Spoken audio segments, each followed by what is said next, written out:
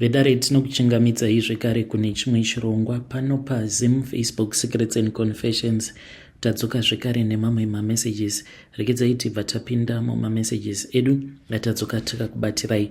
Message yedu yekutanga yakamira sekudai so: hanzi makadi zvenyu mukoma, ndinokumbirawo kuti munge muchindiposterawo nyaya yangu makavigawo chitupa changu. Ininiwo ndakasangana nespiritual encounter mushure mekunge ndashanyira friend yangu. This was after a heartache, saka ndaizama kumufonera ainge asingabatiki pacall, izvo munhu ainge atori busy mukoma. Friend yangu iye atori nechidhoma chake chaakatumidzirwa nagogo vake. Akazotondiudza iye kuti gogo vake vanoroya.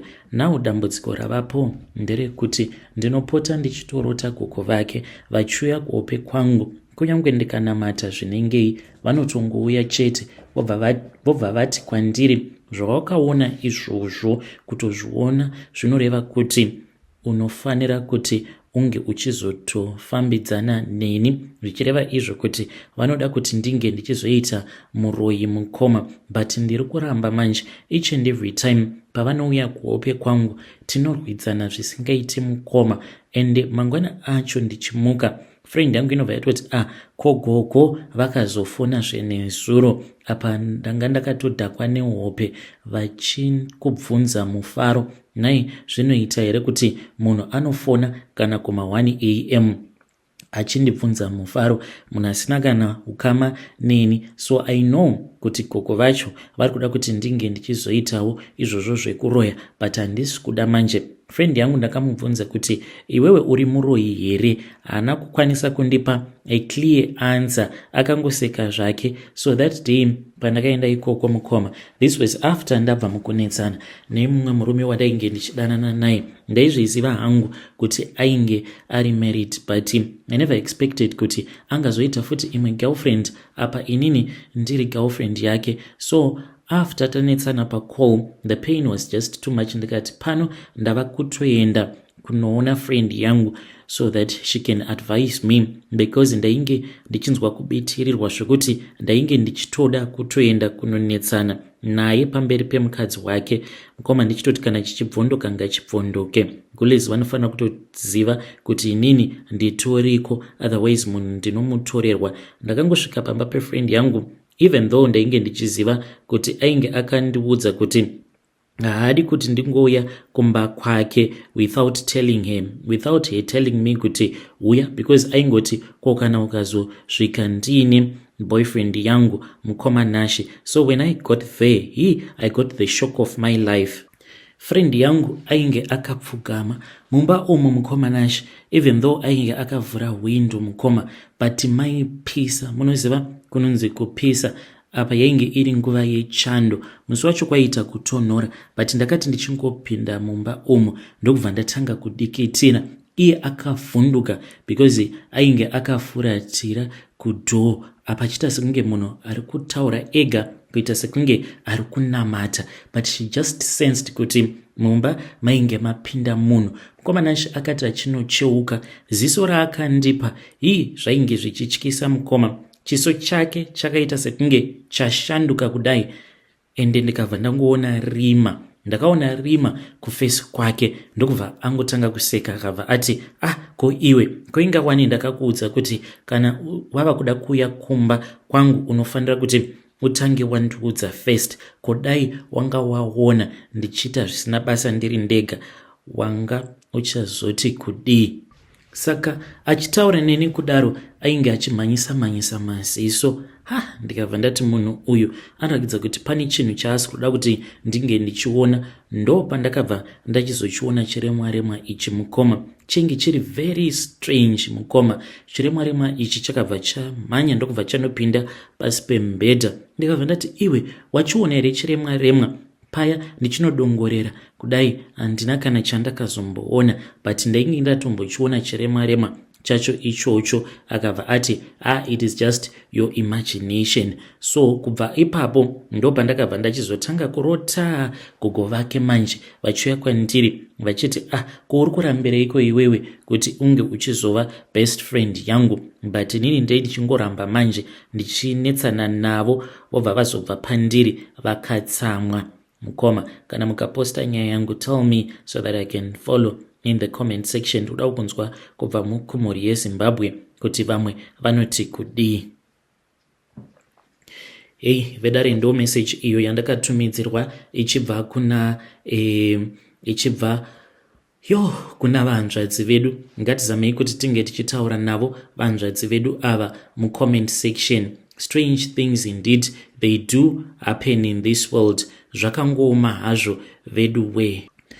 Regedzai tibva taenda panyedu inotevera. Nyedu inotevera yakamira sekudai so. Hanzi makadi zvenyu mukoma, ndinokumbirawo kuti muke muchindiposterawo nyaya yangu makavikawo chitupa changu. Ininiwo ndiri mudzimai uye zvekare ndine makore 36 years ekuberekwa. Mukoma my late brother iye akapondwa muno muSouth Africa. Mushure mekunge late brother yangu yapondewa, ndipo apo patakabva tachizoenda kumusha. So takabva tazotora ivhu paguva pake, because landlord wangu ainge audza murume wangu kuti iye anozvigona zvekumutsa mweya wemunhu anenge apondewa mukoma. So takabva tazoita saizvozvo. Ndainge ndisati ndakambobvunzirawo mudzin'anga. Mukoma takazoti tadzoka kuno kuSouth Africa ndokubva tachizotaura nalandlord. So vakabva vachizotibetsera mukoma, ndokubva vachizomutsa mweya wehanzvadzi yangu.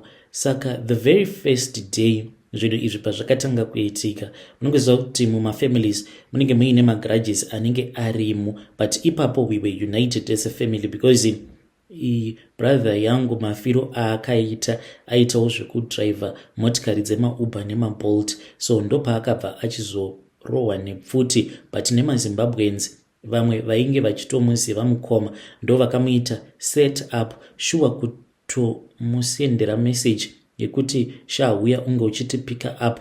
Izvo vainge vachida kumubira mari because vaitoziva nguva idzo dzaanoenda kunoita cash in. Vakabva vamurova nepfuti mukoma. He did not even survive, he never stood a chance. So zvakatirwadza mukoma semhuri, ndokubva tamboita sekunge we were united, but behind the scenes vanhu vainge vari busywo vachifamba. So this cousin sister yangu ndiye akatanga kurota this brother of mine. So iye akabva achizoudzawo vabereki vake maiguru nabanguru. Saka vanhu handiti munenge muine secret WhatsApp group twenyu, even though muine a big family group. Vakabva vachizoronga mukoma ndokubva vazoenda kun'anga vari vega, because mukoma ivo vainge vava kumuka vachiti ko mandimutsireiko zvandanga ndakazorora. Saka why mandimutsa? Ndanga ndakazvizororera zvangu ini, zvekuti ndakafa ndichita zvekupondewa. Izvo zvanga zvisisina kana basa, because mweya wangu wazorora. Kuno kwandiri aiwa, I am at peace. Saka spirit yebrother yangu yainge yava kutodzoka kwatiri, yava kutonetsana nesu ichiti dzoserai ivhu paguva rangu ndikwanise kuzorora. Handidi kuti mweya wangu uzongoramba uchidzungaira muno muSouth Africa. Ivo manje havana kuzotiudza kuti ndo yainge iri nyaya iyoyo. Saka vakabva vachizonzi nen'anga iyoyo vaikwanisa kuita mhiko dzekudzinga the spirit of my late brother kubva mumhuri mavo ichibva yazouya kumhuri yekwedu mukoma.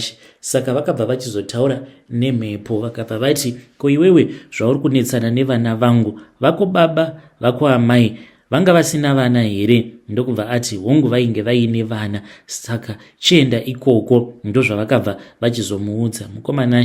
Iniwo ndakabva ndazongoitawo munyama. I don't know kuti why asarudza kuti ange achinetsana neni, even though mukoma kubatsirwa kwatakaitwa nen'anga iyaya, vanhu vaya vakazviendesa voga kumapurisa mushure mekunge atanga kuvapfukira. But now manje anonetsana neni mukoma. Handizivewo kuti ndopafambisa sei. Anongoya kwandiri, but kana achiuya kwandiri dzimwe nguva anenge akanyarara, dzimwe nguva ndipo apo paanotanga kupopota manje achiti ko iwewe wakandimutsirei? Haisisiri nyaya yekuti makandimutsirei semhuri. Anenge achitonetsana neni sekunge inini ndini ndega ndakazvironga mukoma.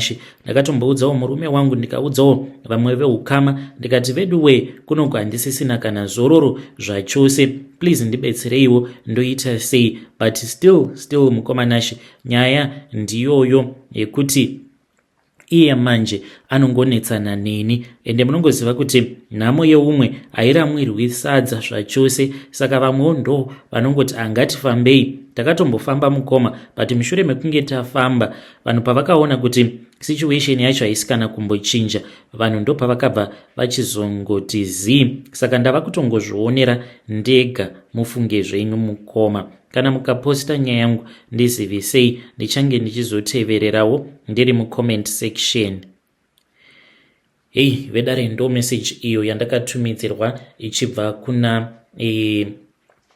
kuna vanzvadzi vedu. Ngatizamei kuti tinge tichitaura navo vanzvadzi vedu ava mucomment section. Zvakangooma hazvo vedu we. Hey, pakaipa hanzi takaita zvinhu izvi as a family, but now ndini manje ndazotarisana nemhepo yemufi. Pakaipa ngativabatsiriwo mucomment section. Zvakangooma hazvo vedu we. Regedzai tibva taenda panyedu inotevera. Nyedu inotevera yakamira sekudai so. Hanzi makadi zvenyu mukoma, ndinokumbirawo kuti munge muchindiposterawo nyaya yangu makavikawo chitupa changu. Mukomana shimiko dzangu ndedzekuti ndinofanira kuti ndinge ndichienda kuchechi. Saka kuenda kwandinoita kuchechi ndinenge ndichitonopedza mafundisi nevamwe vanonamata. Kuchechi ikoko kwandinoenda masimba, ndo miko idzodzo dzandakanzi ndinofanira kuti ndige ndichitevedzera. Ende ndinomuka zuva roga pakati pausiku ndobva ndatanga kunamata. Komanashi ndinenge ndichitonamata zvisingaiti. Nditoriwo nechimwe chimwari icho chandakapiwa, chandakanzi chimwari ichi ndicho chandinonamata kwachiri, chinondipa zvekare mari. Mukomanashi, kana mukaposta nyaya yangu mundizivisewo, ndichange ndichizotevererawo ndiri mucomment section. Vidare ndo message iyo yandakatumidzirwa ichibva kuna vanzvadzi vedu. Ngatizamei kuti tinge tichitaura navo vanzvadzi vedu ava mucomment section. Dai maikwanisa matendeuka nguva ichiripo. Hey, asi zvakangooma hazvo vedu we. Ngatizamei kuti tinge tichitaura navo mucomment section. Regedzai tibva taenda panyedu inotevera. Nyedu inotevera yakamira sekudai so. Hanzi makadi zvenyu mukoma, ndinokumbirawo kuti munge muchindiposterawo nyaya yangu makavikawo chitupa changu. So mukomanashi, ndakafind out kuti mudzimai wangu iye ainge achida kundisira mupfuwira. Nhai zvinoita here kuti ndisina kumbogara ndakamushungurudza kana kumunetsa kana kuita sei, munhu obva ada kundisira mupfuwira nhai, kuti ndike ndichizozviziva mukoma. Pane mamwe madzimai vakangoya kwandiri vakabva vati kumberi uko ndaona mazorarama upenyu hunorwadza.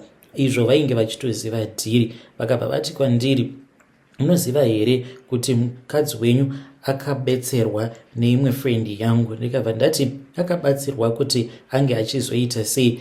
Vakabva vanditi akaenda ikoko achida mumwe munamato uye zvekare nekuzopiwa mushonga wemupfuwira. Saka friend yangu ainge asina mamwe ma-ingredients acho, in which sezvo ndainge ndichangobvawo kumusha akabva achizoya kwandiri, ndobva ndakabva ndachizozviziva manje. Mukomanashi, ndakafungidzira kuti zvimwe kuda vainge vachinyepa, but vakabva vati dzikamisai hana, nekuti kana mukaita zvekupaparika hamuzombofi makazviziva, uye zvekare munhu anobva angokurambirai. Mukomanashi, ndipo apo pavakabva vazoti ndinge ndichishandisa umwe munamato wekuti ndinge ndichikwanisa kuzovhurika maso angu. Ndikabva ndaita saizvozvo zveshuwa, maso angu akavhurika mukoma. Ndokubva ndachizoti one day ndichida kutoenda kubasa, there is something that just told me kuti ndinge ndichizovhura kuboot remotikari underneath the spare wheel. Ndobva ndakabva ndaona kuti painge paine kamwe kaplastic bag kainge karipo pasi pespare wheel. Ndikati kakaiswa naniko kapepa bag aka. Ndakavhura kapepa bag kaya sezvandainge ndakaudzwa namadzimai vaya kuti ndo zvamuchasangana nazvo. So mukoma ndakabva ndachizomuudza kuti ndizvo zvandainge ndasangana nazvo mumotikari. Ndokubva angoramba zvake arizi, ainge ongotura befu.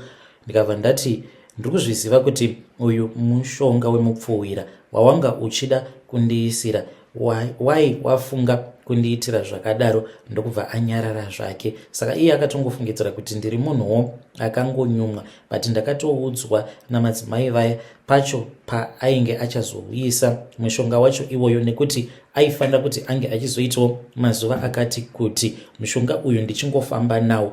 Then one day ndobva ndachizongopiwa mushonga wacho wemupfuhwira. Ndiyo nyaya yangu yandiinayo mukomanashi. Naive dare, mukadzi uyu zvandakaita ndakagona here kumuregerera, kana kuti ndipo pandaitofanira kutoti ndinge ndichitomurambawo ipapo? Kana mukaposta nyaya yangu ndizivisei, ndichange ndichizotevererawo ndiri mucomment section. Vedare ndo message iyo yandakatumidzirwa ichibva kuna mukoma vedu. Pakaipa. Are you supposed to forgive or you are not supposed to forgive? Ngatizame kuti tinge tichitaura navo mucomment section. Ma1.